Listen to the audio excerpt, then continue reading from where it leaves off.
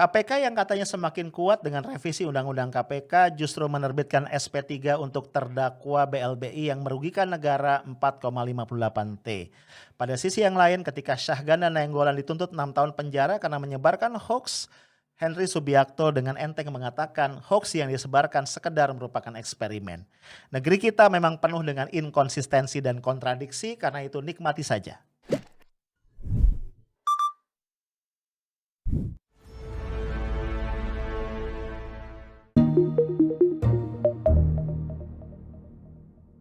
Halo guys, ketemu lagi kita ya. Ini sore-sore Minggu 4 April 2021. Kita nongkrong lagi di Afternoon Tea.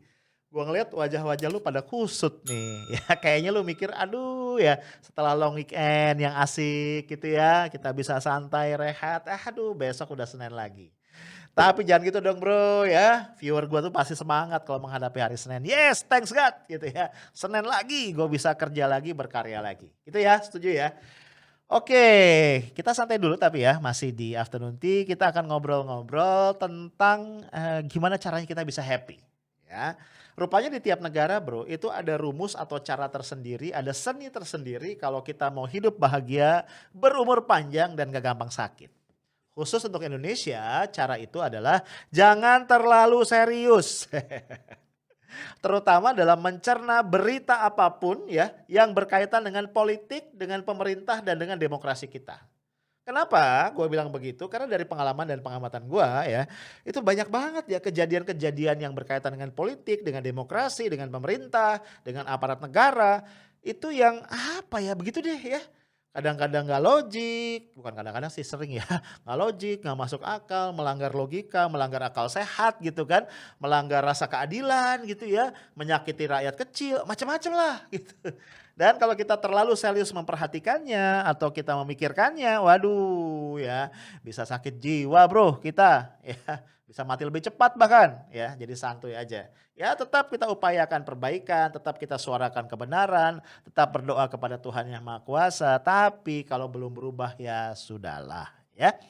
Nah bro, gua mau ngangkat nih di kesempatan sore ini beberapa hal yang aduh lucu ya. Lucu nggak lucu sih sebenarnya. Ini ibarat apa ini? Ibarat stand up comedy yang dibawakan sama komika amatiran. Sehingga premisnya nggak jelas, setupnya berantakan, punchline-nya maksa gitu ya. Tapi apa boleh buat ya, karena kita orang Indonesia dan terjadi di panggung Indonesia, kepaksa kita tetap nonton ya. Yang pertama guys, ini berkaitan dengan KPK yang berkantor di Gedung Merah Putih yang sangat terkenal di kawasan Kuningan. Ya. Jadi baru-baru ini KPK mencatat satu prestasi baru, yaitu apa? Mengeluarkan SP3 untuk pertama kali. SP3 ini adalah surat perintah penghentian penyelidikan atau penyidikan ya, penyidikan kayaknya ya.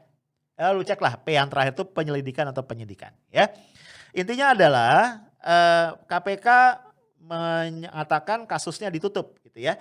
Ini yang di SP3 kan adalah kasus BLBI yang menyangkut tersangka pasangan ya suami istri Samsul Nur Salim dan Icih Nur Salim. Mereka berdua ini adalah mantan pemegang saham pengendali dari BDNI, ya lu tahu ini ada satu bank yang terlibat dalam kasus BLBI semasa krisis moneter ya. Intinya adalah mereka diduga menyebabkan kerugian negara sebesar 4,58 triliun. Banyak banget ya, coba lu hitung tuh triliun nolnya berapa, ada yang tahu nggak? Kadang-kadang lupa ya, nolnya berapa tuh ya si triliun ya. Nah jadi ceritanya alasan KPK ya kenapa menerbitkan SP3 karena tidak ditemukan keterlibatan dari penyelenggara negara. Jadi kalau kita flashback sebelumnya selain melibatkan pasangan Samsul Nur Salim dan Icih Nur Salim, kasus BLBI dari Bank BDNI ini juga melibatkan mantan kepala BPPN ya, Badan Penyelamatan Perbankan Nasional. Ini institusi yang dibuat di masa Krismon dulu ya untuk apa? Di masa krisis perbankan ya untuk menyelamatkan perbankan. Yaitu Pak Syafruddin Tumenggung ya. Jadi beliau ini dinyatakan bersalah di tingkat pengadilan negeri sudah divonis 13 tahun, lalu banding ke pengadilan tinggi dinaikkan malah 15 tahun, tapi ketika banding ke Mahkamah Agung malah dibebaskan. Karena menurut Mahkamah Agung tidak ditemukan kerugian negara. Wits, kacau. KPK sudah melakukan upaya peninjauan kembali ke Mahkamah Agung, namun upaya tadi ditolak sehingga Syafruddin Tumenggung dinyatakan bebas. Ya.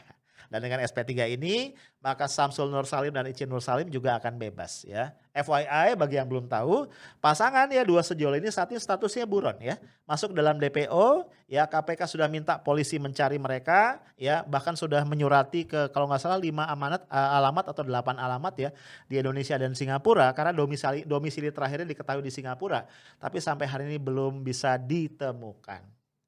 Nah guys, buat gua ini menyedihkan ya. Dan itu rupanya diartikulasikan oleh satu sindiran pedas dari Mas Febri Diansyah.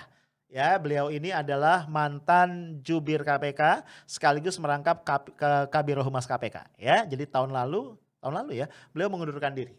Oke, ya lu baca lagi beritanya. Kalau nggak salah gue juga pernah bikin podcast khusus ya tentang ini ya. Nah, beliau menyindir mengatakan apa? Ini salah satu bentuk ya atau hasil konkret gitu kira-kira dari revisi Undang-Undang KPK.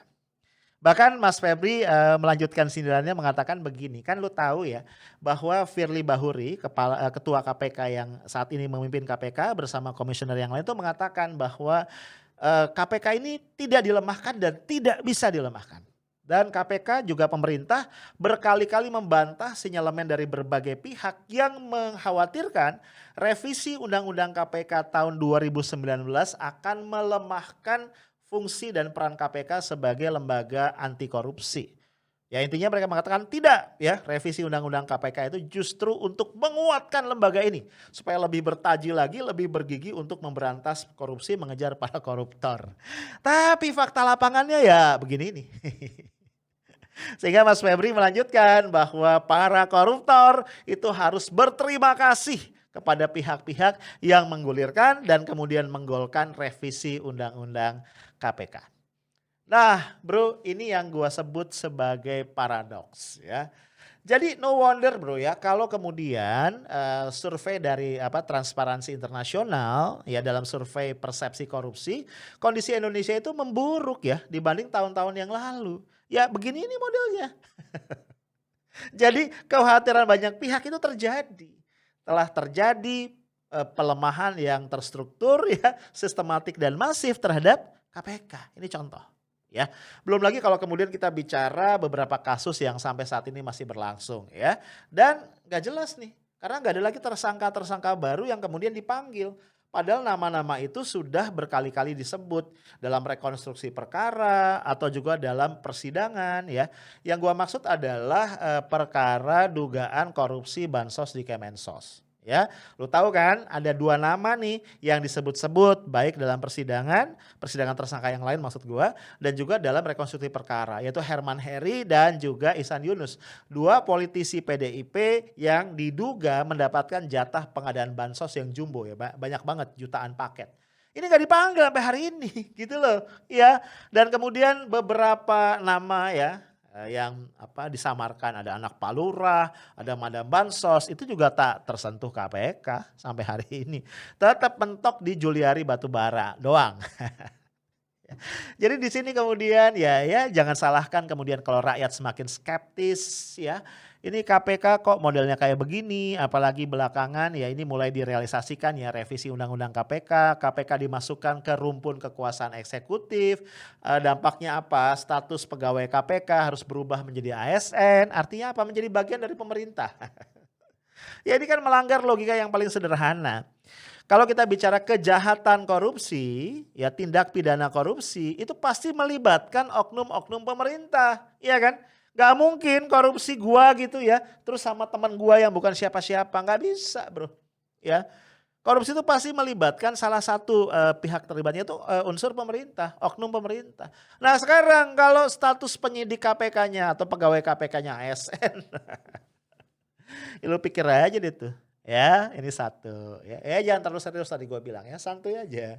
Anggap aja ini adalah stand up komedi yang tidak lucu ya. Satu ya. Yang lain lagi bro, yang gue pengen omongin adalah nasib rakyat. Gue sok-sokan banget ya.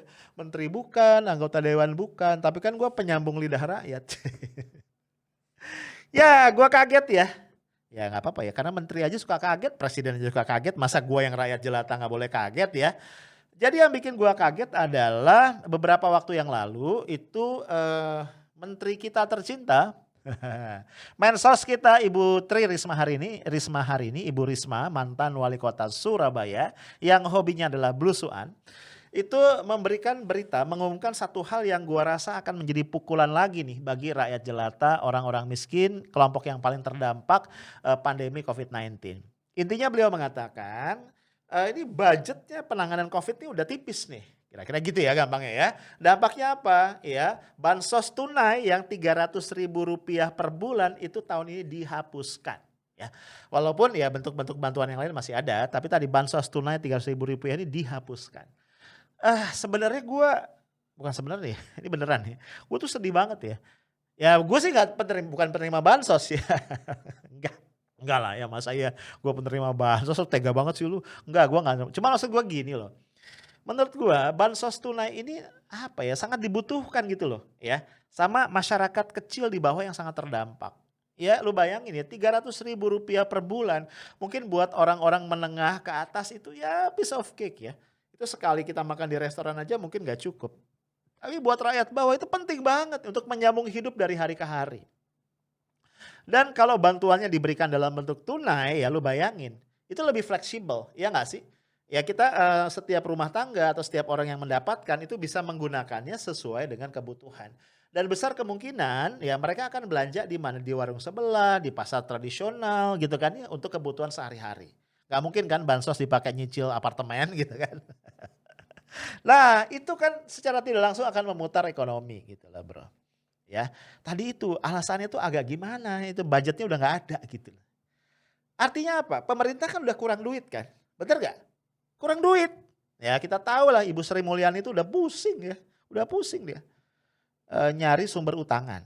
Ya karena memang sumber pemasukan di APBN kita yang dominan adalah hutang. Jadi kita ini kayaknya gali lubang tutup jurang ya, jadi nggak mungkin gitu. Nah cuma dalam kondisi seperti ini yang gua bingung. Kenapa kok Ibu Sri Mulyani kemudian Menteri Keuangan ini mengeluarkan bailout atau kebijakan yang kontradiktif ya. Yang gua maksud ini, gua baru baca nih ya. Jadi kebijakan pemerintah untuk memberikan diskon PPNBM, pajak penjualan barang mewah untuk mobil, untuk otomotif 100% itu diperluas ya. Tadinya kebijakan ini itu diberikan untuk mobil-mobil dengan cc di bawah 1.500. Jadi kira-kira mobil LCGC gitu ya, yang low cost gitu, low cost green car ya. Ternyata sekarang diperluas yang 2.500 cc pun dapat. Lah gila loh. Ya. Ini kalau gua anggota Warkop gitu ya. Enggak mau udah pada wafat ya, tinggal intro ya. Gila lu Ndro gitu kan. Gila lu Ndro kan gitu ya. Lu bayangin aja. 2.500 cc itu kan nggak mungkin mobil niaga, itu sedan atau mobil-mobil kayak Fortuner gitu-gitu nggak sih? Ya, apalagi Land Cruiser gitu. Itu yang beli siapa? Orang kaya bro, orang kaya. Dan mobil-mobil kayak gitu tadi gua bilang nggak mungkin dipakai untuk kegiatan-kegiatan niaga yang memutar perekonomian. Pasti untuk apa? Jalan-jalan cantik, ya nggak sih? Untuk nongkrong di mall, ya kan? Ya untuk hal-hal kayak gitu. Yang dampaknya terhadap perekonomian itu nggak banyak, ya, nggak banyak. Itu. Nah, yang diuntungkan siapa? Orang-orang menengah ke atas disubsidi, ya kan? Dengan pajak dienolkan itu artinya disubsidi. Pemerintah kehilangan potensi pendapatan dari situ. Nah, waktu yang sebelumnya yang 1.500 cc ke bawah aja menurut gua nggak masuk akal kebijakannya, apalagi ini diperluas, bro. Menurut gua ini apa ya? Ini udah levelnya adalah menurut gua pelanggaran serius terhadap konstitusi, ya. Melanggar tujuan bernegara, menyakiti rakyat banyak menurut gua secara pribadi ya. Kalau kita mau berpikir logis, apalagi kalau kita kontraskan tadi dengan pencabutan bansos tunai ya, atau penghilangan lah komponen bansos tunai untuk rakyat. Ini kan subsidi, ada satu subsidi untuk masyarakat banyak yang miskin yang paling terdampak dihilangkan. Sementara pada sisi yang lain orang-orang kaya mendapatkan subsidi pajak ya. Sehingga apa? Sehingga kemudian tadi mereka bisa beli mobil. Kan gila ya. Apalagi kalau kita analisis lebih dalam nih. Misalnya gini, katakan ya. Gue nih orang kaya nih ya. Walaupun nggak sekaya Sultan Menteng lah ya. Gua udah alokasiin dana buat beli mobil yang cukup mewah lah, katakanlah 1 M. Nah, gara-gara PPNBM-nya itu dihapuskan atau didiskon 100%, katakan gue cuman bayar 700 juta deh, 700 juta. Gue bayar nih. Apa yang terjadi? Bisa jadi sebelumnya gue nggak beli itu karena 1 miliar buat gue mungkin aduh masih ketinggian. Tapi begitu diturunkan akhirnya gue beli. Itu ada dana 700 juta yang teralokasikan buat beli mobil itu, bro. Itu kan berarti duitnya nggak akan gue pakai buat keperluan yang lain kan.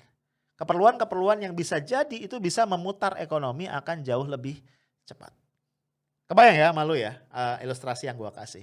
Nah tapi tadi yang paling menyakitkan tadi ya, rakyat kehilangan sebagian dari subsidinya, sementara pada sisi yang lain orang-orang kaya mendapatkan subsidi. Ini yang gua nggak ngerti. Gue tuh kalau ketemu Bu Sri Mulyani tuh gue pengen nanya, ini ibu ngambil kebijakan ini atas paksaan dan desakan siapa?